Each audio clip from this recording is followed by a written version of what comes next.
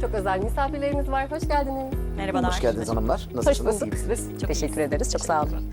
Evet. Evimizin kızıyla başlayayım istiyorum izninizle. Tabii. Kuruluştan taze taze. Evet. Evet Merveciğim, set yeni bitti herhalde diye düşünüyorum değil mi? Evet, çok taze bitti. Harika. Nasıl geçti bir sezon? Açıkçası çok keyifli geçti. Tabii ki bir tık zorlu geçti. Çünkü Kuruluş Osman, yani Kuruluş serisinin o kült zorluğu illaki hissettiriyor kendini. At, kostümler, ortam, toz, toprak, gerçekten hakikaten dönemin içindeymişçesine zaten o dünyayı yansıtmaya çalışıyoruz. Çok keyifli geçti. Tabii ki zorlukları oldu ama hepsi bize birer tecrübe oldu. Dönem Çok dizisi tatlı. iyi miymiş, güzel miymiş? O kılıçlar, kıyafetler ne hissettirdi sana? Açıkçası her zaman çok istiyordum. Çünkü ben ergenlik dönemimde tam bir Muhteşem Yüzyıl bağımlısıydım ve fatihiydim açıkçası. Herkes gibi aslında. Çünkü neredeyse her ev bir şekilde Muhteşem Yüzyıl'ı izliyordu, seviyordu da.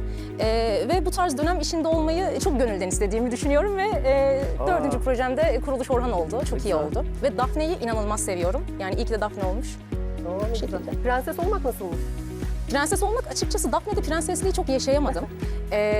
Asporça tam bir prensesti hakikaten. Ama Daphne gerçekten ortalıklarda böyle ufak ufak gezen bir şey gibiydi, hamster gibiydi. Küçük ama tehlikeli, tatlı bir şeydi benim için. Prensesliği bir tık daha geri planda yaşayabildim bu yüzden. Bu kadar güzel kız tehlikeli olur mu? Oluyormuş. Oluyormuş. Evet. Nasıl bir deneyim oldu senin için? Çok şey öğrendim kesinlikle. Yani sadece şey konusunda çok şanslı olduğumu düşünüyorum. İyi ki binicilik eğitimim vardı. Çünkü bana bir gün öncesinde gelmişti Daphne ve bir gün sonra, 2 gün sonrasında kendimi sette bulmuştum. Daphne karakterini de vermeye Özgeciğimle beraber gitmiştik ve çok anlık gelişmişti kendimi sette bulmam. Ve o atlı sahneler, 4 nal olan sahneler hepsi aslında çok zor ve öncesinde eğitim alarak, adapte olarak gerçekleşen sahneler normalde. Ama bir anda kendini orada bulunca oh dedim, iyi ki biniciliğim varmış, iyi ki atlarla iletişim halinde olmuşum zamanında. Daha önce kılıç ve ok atıyor muydun? Atmıyordum. Açıkçası atmıyordum ya. Orada sadece bir günlük eğitimim, çok kısa bir serüven oldu. Eğitim serüvenim. Zaten genelde hep kafamdan bir şeyler gönderiyordum bir yerlere. Yani çok keyifliydi. Gerçekten Daphne ile Güzel. inanılmaz eğlendim. Çok güzel ağlıyordum dizide. ağlamak nasıl evet, olur ya? öyle güzel ağlıyor. O kadar içten ağlıyor ki. Motivasyonun neydi? Motivasyon, yani şöyle karakter olarak, yani Daphne karakterini yaratırken kendimden gerçekten bir şey kopardım artık. Yani hani Daphne'nin çünkü gülüşünü bile, duruşunu, ritmini ya o kadar üstünde durarak ilmek ilmek dokudum ki aslında bir bebek gibi onu. Çok sevdiğim bir karakter oldu çünkü. Hatta çok küçük bir anım var. Biz Özge ile şeye giderken, menajerim Özge ile beraber platoya giderken Kolbe'ye, Daphne'ye bir anda, hani bir gün öncesinde geldiği için karakter bana, bir anda prodüksiyon aracında ritmini buldum karakterin ve arkadaşımı aradım hemen. Daphne'nin ritmini buldum, çok mutluyum tarzında falan. Ve ya, Daphne benim için gerçekten işlenmiş bir bebek gibi bir kenarda ve Daphne'nin acısını yaşamak, Daphne'yi giymek, Daphne'ye kendi bedenimi vermek bana kendimi çok iyi hissettiren bir şeydi. Beni çok deşarj eden bir şeydi. İyi ki Daphne yani. Ay, çok Ne güzel. güzel anlattın. Merve, Ağzınıza senin sağlık. oyunculuk yolculuğun tesadüfen başlamış. Tesadüfen başladı. Hemşirelik yapıyormuşsun galiba. Evet, ben normalde hemşireyim. Aa, Acıbadem Altunizade Hastanesi'nde çalışıyordum, acil serviste ve saat gece 3 sularında sinema sektöründen bir kadın buldu beni. Sonra bireysel oyuncu koçluğuna başladı. Sonra zaten hemen yolum Özge ile, Gökçe Kerten'le kesişti ve sonra aktı gitti. Allah Allah. Çok da güzel oldu. Kim o hanımefendi? Bildiğimiz ünlü birisi herhalde. Yok, o normal oyuncu koçu. Oyuncu koçluğu yapan biri. yapımcı. Ben yapımcı firma sahibi Yok, falan anladım. oyuncu Ha. koçluğu yapan biri. acile geldiğinde mi seni keşfetti? Evet. Gece 3'te olduğuna Hı hı, göre. Aynen. Gece 3'te nasıl bir oyun sergiledin acilde? Hiçbir oyun sergilemedim Ve senden aslında. etkilendin. Şöyle, kendi ablasını tansiyon yüksekliğiyle getiriyor bizim acil servise ve o esnada benim olduğum kırmızı alanın bankosunun oradan geçerken çakmağa ihtiyacı oluyor. Benim de üzerimde çakmak yoktu. Sağ taraftaki bankoya yönlendirmiştim. Üzerimde yok diyor diyerek ve suratımı gördüğünde sen neden oyuncu olmuyorsun diyerek yaklaşmıştı. Dedim ki yani hiçbir eğitimim yok, hiçbir yere bir şeyim de yok. Yani herhangi bir ajansa bir başvuru durumum da olmadı bu zamana kadar. Çocukken annem babam da yazdırmamış. Yazdırmamış. Öyle küçük bir yerde büyüdüm zaten. Orada yetiştim. Sonra hemşireliğe zaten devam etmiştim. Ama tabii ki hani böyle bir sektöre girmek için de kesinlikle eğitimin şart olduğu taraftayım. O yüzden de hiç cesaretim olmamıştı açıkçası. Böyle bir şans doğdu. Onunla eğitim gördüm. Hiç aklında Sonra yok eğitimim muydu? bitti. Yani tabii ki insan istiyor. Kamera önünde olmak, sevilmek, sayılmak ya da benim isteğim başarılı olmak. Ben de başarılı olmak için çok çalıştım. Zaten bu konuda açıkçası yani oyunculuk konusunda evet yeniyim, 4. projemi çok daha yeni taze yaptım ama kesinlikle oyuncuda bittiğini düşünüyorum bu işin. Çünkü o içindeki o ışığı doğuramadıktan sonra aslında ne kadar uğraşırsan uğraş olmayabiliyor bazen. Bazen olabiliyor, bazen şans eseri olabiliyor. Ama kesinlikle bunun çalışmayla ve istekle doğru orantılı olduğunu düşünüyorum. Küçük yer dediğin neresi? Çanakkale. Ha, tamam. Çok da Çanakkale. küçük değil. Çan ilçesinde büyüdüm. Harika, Aynen. çok da iyi biliyorum. Güzel, Aynen. harika. Yemyeşilini güzel. Evet. Doğanın içinden Müthiş. İstanbul'da yaşamak nasıl bir duygu şimdi? İstanbul'da yaşamak başta beni korkutmuştu, yalan değil, üniversiteye geldiğim zamanlarda.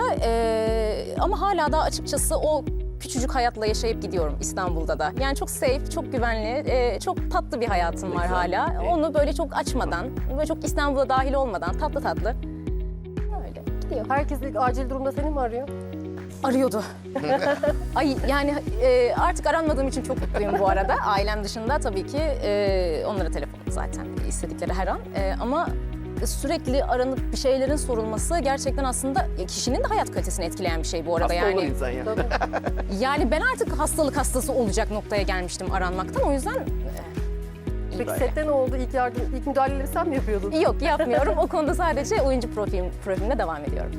Bu arada yapıyorum. çok ilginç yani bu genç yaşına rağmen sürekli bir eğitim almışsın. Sen de mesela farklı yani şan eğitimi almışsın. Evet.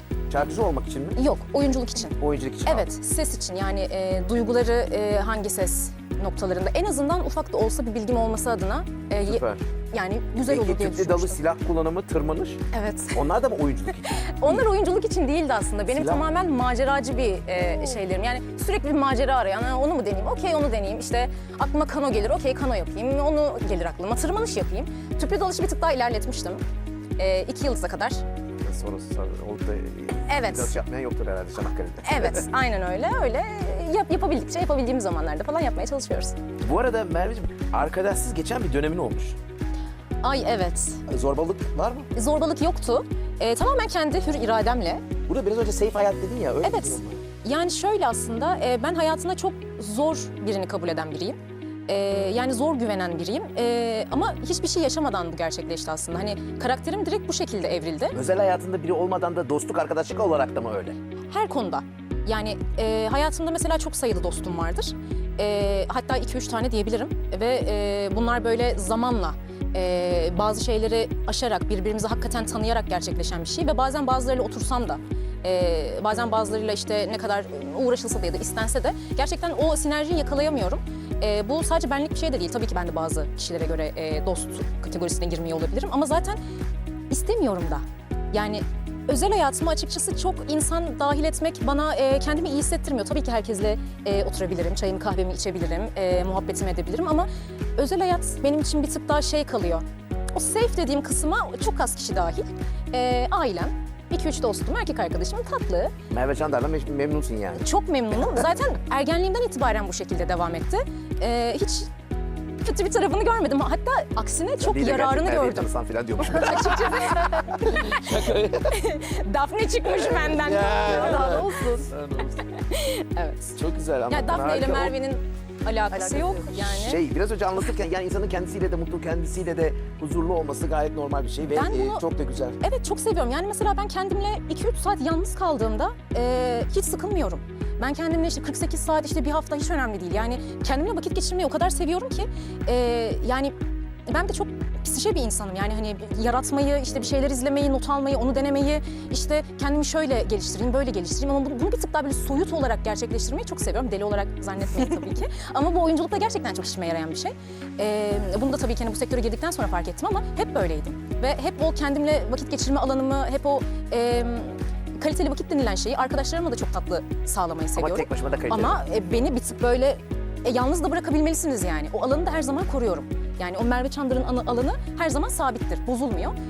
Sadece kapıyı açmak istediğimde orada mısınız? Tamam o zaman geleyim falan filan oluyor. Yani çok tatlı bir hayat, çok safe bir hayat. Güzel, güzel. Çok memnunum. Harika. 140 ülkede yayınlanan bir dizide oynadın. Nasıl mesajlar alıyorsun? Çok memnunum aldığım mesajlardan. Açıkçası dürüst olmam gerekirse Daphne'den kaynaklı bu kadar tatlı mesajlar alacağımı hiç düşünmüyordum. Yani bir tık daha böyle bu nasıl bir karakter hani tabii ki diyorlar bu arada. Ama bir tık daha kötü yorumlar alacağımı düşünüyordum. Aksine çok sevildi. Çok sempatik bulundu. Bence de çok sempatik bir karakter bu arada. Ben Daphne'ye kötü bir karakter demezdim. Ben Daphne'ye çok kaoslu bir karakter derdim. Çünkü çok karanlıkta büyümüş bir karakter. Ve aldığı yorumlar da aslında Daphne gibi çok yönlü. Yani Daphne'nin iyi tarafına çok güzel yorumlar geliyor, kötü tarafına da çok güzel yorumlar geliyor. Ama eleştirel yorumlar da geliyor. Ben bütün yorumlardan çok memnunum. Çünkü eğer hani bütün yönlü olan geri bildirimlerini alabiliyorsam hepsini bir şekilde ufak da olsa sana hissettirebilmişim ki sen bana bu şekilde dönüş sağlayabiliyorsun. Ve bu kadar büyük bir alana hitap etmek de tabii ki çok değerli bir şey. Yani farklı farklı dinlerden kişilerle aynı noktada buluşuyor olmak, onlarla hani sahneden iletişim sağlayabiliyor olmak çok güzel bir şey. Alina Boz'da da çok güzel sahneleriniz vardı karşılıklı. Evet. Nasıl uyumunuz, arkadaşlığınız? Çok seviyorum. Bütün set arkadaşlarımı çok seviyorum. Hepsi çok tatlı insanlardı. Ben bir tık daha sonradan dahil oldum Evet. set ekibine. 6. bölümüne dahil oldum. Final bölümüne kadar devam ettim. Ve hepsiyle bütün sahnelerde çok eğlendik. Hepsiyle ayrı ayrı bütün sahnelerde set arkadaşlığı yapmak çok eğlenceliydi. Hepsi çok sıcaktı. Alina öyle, Mahsin öyle, Senalar öyle, Cemre öyle. Hepsi çok tatlı insanlardı. Seni çok etkileyen bir sahne oldu mu? Beni çok etkileyen bir sahne tabii ki. Yani zindan sahnem vardı ablamla. Evet. Daphne'nin ablasıyla, Mahsin'le. Yani orada öldürüleceğini zaten biliyor artık, kabul ediyor Daphne. Ama bunun üstüne işkence göreceğini de öğrendiği bir sahne var. Kollarının ve bacaklarının ters kesileceğini öğrendiği bir sahne. O sahne gerçekten benim, yani nasıl söyleyebilirim bilmiyorum. Çok içimden oynadığım bir sahneydi. Gerçekten Daphne orada artık Daphne'nin her duygusunu gördük orada. Küçük bir kız kardeş oluşunu, acısını, karanlığını, çaresizliğini, ablasına olan sevgisini. Yani Daphne'nin aslında hep çok yönlü oluşu sahnelerde beni hep daha çok çalışmam gerekmesine itti zaten. Çünkü o kadar farklı tepkileri var ki Daphne'nin her olay karşısında. Bazen çok alaycılığa vurabiliyor, bazen çok delirebiliyor. Yani aslında bazı sahneler bana da sürpriz oluyordu bu arada. Yani kamera açılıyor, 3, 2, 1, okey başladık. Ne yapacak Daphne şu an? Daphne benden, Merve'den çok ayrı bir karakter olduğu için ben Daphne'yi salıyordum yani. Hakikaten salıyordum. O benim şeyim gibi bir şeydi.